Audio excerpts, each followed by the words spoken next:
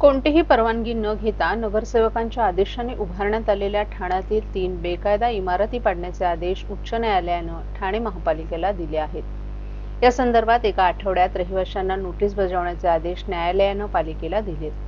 बेकायदा बांधकामांवर कारवाई करण्यास विलंब केल्याबद्दल न्यायमूर्ती गिरीश कुलकर्णी आणि न्यायमूर्ती आरती साठे यांच्या खंडपीठानं पालिकेच्या कारभाराबाबत प्रश्नचिन्ह उपस्थित केले।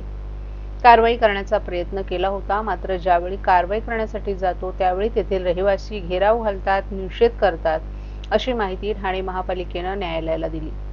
पालिकेचा कारवाई करण्याचा हेतू होता तर आधी पाणी आणि वीज खंडित करायला हवं, असं न्यायालयानं म्हटलं आहे। पालिकेतर्फे ज्येष्ठ वकील राम आपटे यांनी न्यायालयाला कारवाई करण्यापूर्वी 15 दिवस आधी नोटीस द्यावी लागेल सांगितलं। पालिकेची ही भूमिका योग्य ठरवत न्यायालयानं एका आठवड्यात सर्व रहिवाशांना नोटीस बजावण्याचे निर्देश पालिकेला दिले। 15 दिवसात वीज आणि पाणी पुरवठा खंडित करण्यात येईल आणि त्यापुढील 15 दिवसात इमारतींचं पाडकाम करण्यात येईल, असे या नोटीसमध्ये नमूद करा, असंही उच्च न्यायालयानं सांगितलं। माजिवडा येथे असलेली साई दर्शन कॉम्प्लेक्स या इमारतीच्या तिन्ही विंग बेकायदा असल्याचा दावा याचिकाकर्ते नीरज कबाडी यांना केलाय। ए विंगचे तळमजला अधिक 7 मजले आहेत, तर बी विंग आणि सी विंगचे तळमजले अधिक 5 मजले आहेत। अशा प्रकारे ही पहिलीच याचिका नाही। याआधीही शिळफाटा येथील 17 अनधिकृत इमारती पालिकेच्या परवानगीशिवाय उभारल्यात, अशी टिप्पणी न्यायालयानं केली। पोलीस संरक्षण देऊनही बेकायदेशीर बांधकामांवर कारवाई केली नाही, याचाच अर्थ बांधकाम पाडण्याचा प्रयत्न करण्यात आला नाही, असं निरीक्षण न्यायालयानं नोंदवलं।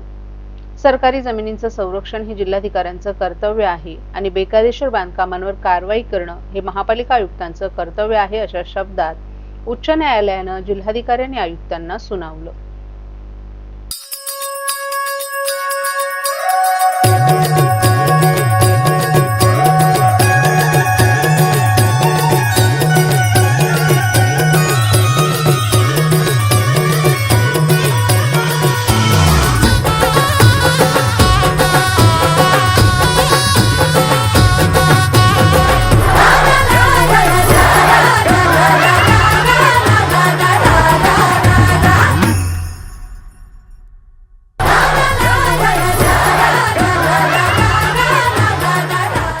सर्व नागरिकांना आवाहन करण्यात येत आहे की सध्या डासांमार्फत पसरणाऱ्या डेंग्यू या आजाराचा प्रसार रोखण्यासाठी प्रत्येकाने पुढील प्रमाणे कार्यवाही करावी।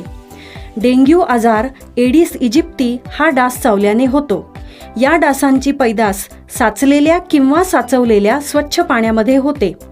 8 दिवसांपेक्षा जास्त दिवस पाणी उघडे व साचून राहिल्यास त्यात डास अंडी घालतात। अंड्यांच्या अळ्या तयार होऊन पुढे डास तयार होतात। यासाठी आपल्या घरातील पाणी साठे, उदाहरणार्थ बॅरल्स, पिंपे, टाक्या, हौद, रांजणे इत्यादी दर आठवड्याला रिकामे करून घासून पुसून कोरडे करून पुन्हा भरावे। 1 दिवस कोरडा दिवस म्हणून पाळावा। पाणी साठ्यांना घट्ट झाकणे बसवावीत किंवा जुनी साडी, चादर, धोतर यांनी बांधून झाकून ठेवावीत, म्हणजे डास त्यात जाऊन अंडी घालणार नाहीत। घराच्या गच्चीवर, आजूबाजूला, अंगणात कोठेही पाणी साचू देऊ नये।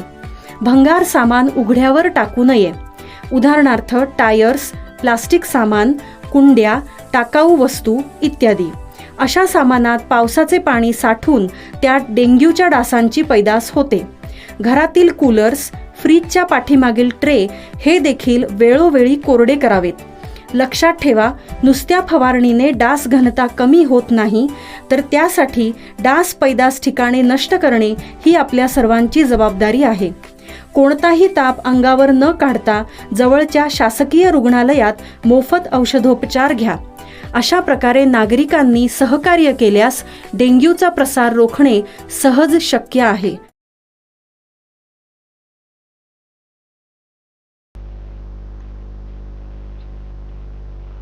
ठाणे पोस्ट ऑफिस आणि ठाणे महानगरपालिका यांच्या संयुक्त विद्यमानं ठाण्यात प्लास्टिक बंदी आणि स्वच्छता अभियान रॅलीचं आयोजन करण्यात आलं। या रॅलीत नागरिकांना प्लास्टिकचा वापर टाळण्याचा आणि पर्यावरण स्वच्छ ठेवण्याचा संदेश देण्यात आला।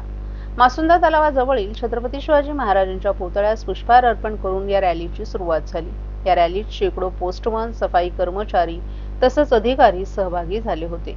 स्वच्छ भारत अभियानाचा एक भाग म्हणून हा उपक्रम राबवण्यात आला असून यातून एकल उपयोगी प्लास्टिक वर बंदी, प्लास्टिक कचरा व्यवस्थापन आणि प्लास्टिक मुक्त भारत घडवण्याचा संदेश देण्यात आला।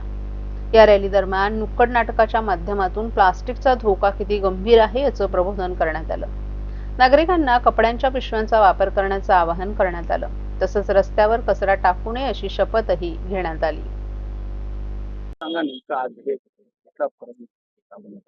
नमस्कार, मी doctor Abhijit Diliprao Ichke, director postal services Navi Mumbai region.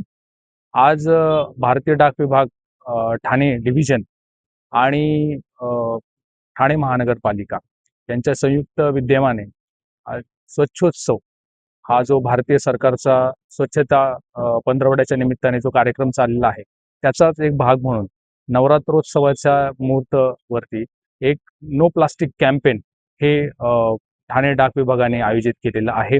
आणि त्याचाच एक भाग म्हणून आजच्या या कार्यक्रमामध्ये त्याच्यामध्ये स्ट्रीट प्ले असेल, रॅली असेल किंवा अगदी मार्केटमध्ये जे वेंडर्स आहेत त्यांच्याशी इंटरॅक्शन करून त्यांना प्लास्टिकच्या वापरापासून कसं रोखायचं या संदर्भाचं मार्गदर्शन, अशा वेगवेगळ्या ॲक्टिव्हिटीज आपण प्लॅन केलेल्या आहेत। आणि या सगळ्याचा हेतू शेवटी हा आहे की सामान्य लोकांमध्ये याच्यामध्ये जनजागृती होण्याची गरज आहे। महापालिका आणि इतर प्रशासन हे त्यांचं रेग्युलेशनच्या पॉईंट ऑफ व्ह्यूने त्यांचं 100% काम करत आहे, परंतु लोकांनीही याच्यामध्ये कुठेतरी ॲक्टिव्हली पार्टिसिपेट करून कमीत कमी प्लास्टिकचा वापर करण्याची गरज आहे। यासाठी हा डाक विभागाचा एक छोटासा प्रयत्न आहे।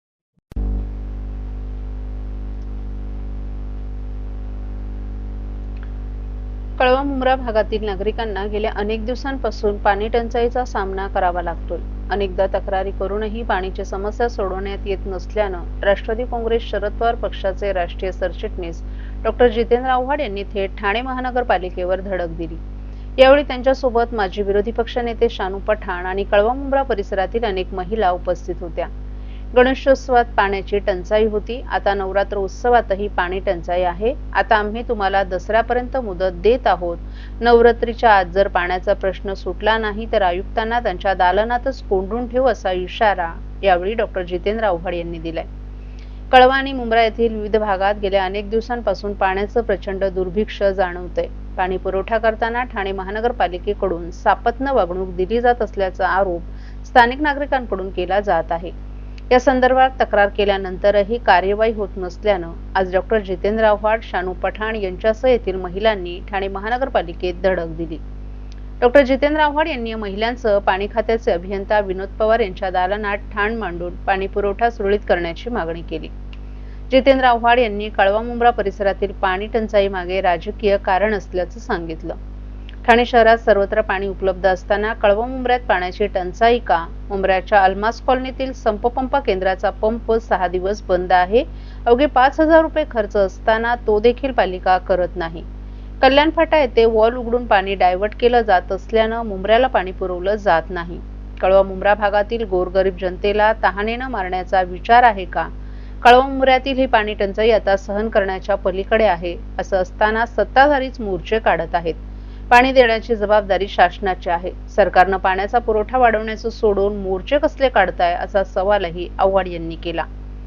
मेट्रोसाठी मुख्यमंत्री उपमुख्यमंत्री ठाण्यात येतात। निवडणुकीसाठी पूर्णत्वास न आलेल्या मेट्रोची ट्रायल रन घेतली जाते, मात्र पाण्यासारखी मूलभूत गरज भागवली जात नाही। घोडबंदर रोडला पाणी नाही, कळवा मुंब्र्यात पाणी नाही, मात्र नौपाड्यात प्रचंड पाणी पुरवठा होत आहे।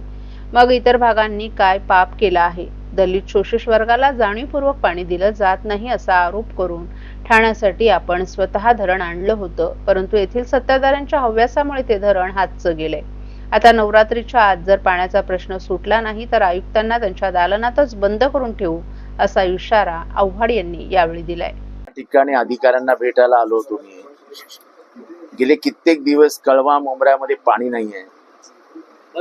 आम्ही वारंवार महानगरपालिकेच्या अधिकाऱ्यांना शांतपणाने समजावून सांगतो, पाण्याचा प्रश्न मिटवा, पाण्याचा प्रश्न मिटवा। आणि माझ्या अंदाजाने मुद्दामून केलं जातं, याच्यात काहीतरी राजकीय खेळ आहेत। आज एका सत्ताधारी पक्षाने मोर्चा काढला, मुख्यमंत्र्यांचा पक्ष, आणि मुख्यमंत्र्यांचा पक्ष आंदोलन करतोय, शासन कोणाचं आहे?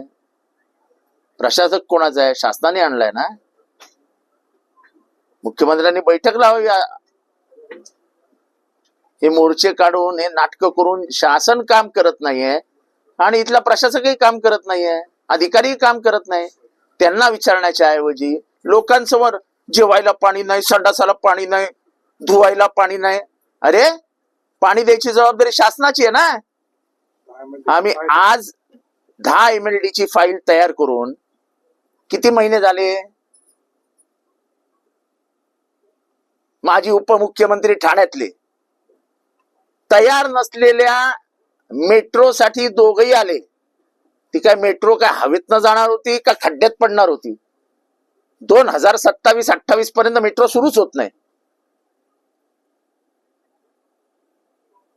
म्हणजे निवडणुकीसाठी किती नाटकं करायची आहेत तुम्हाला? आपण ज्या मूलभूत गरजा आहेत, वॉटर, गटर आणि मीटर, त्याच्याकडे लक्ष द्या ना महानगरपालिकेने. आणि का पहिल्यांदा येतोय का आम्ही ठाणे महानगरपालिकेत? दर 15 दिवसांनी पाण्यासाठी आम्ही कमिशनरला भेटतोय. आज आम्ही सांगून जातोय, सणासुदीचे दिवस आहेत, आम्हाला कोणाचे सण खराब करायचे नाहीयेत. जर दसऱ्याच्या आत हा प्रश्न मिटला नाही कळवा आणि मुंबऱ्याचा, तर आम्हाला महानगरपालिकेचे आयुक्त श्री सौरव राव यांच्या केबिन मध्ये जाऊन आंदोलन करावं लागेल. आमच्या आक्रमकतेची परीक्षा बघू नका, मग आम्ही कोणालाच सोडणार नाही. आईच्या नावाचा गोंधळ मांडीला, गोंधळाला ये आई, गोंधळाला ये आई, गोंधळाला ये.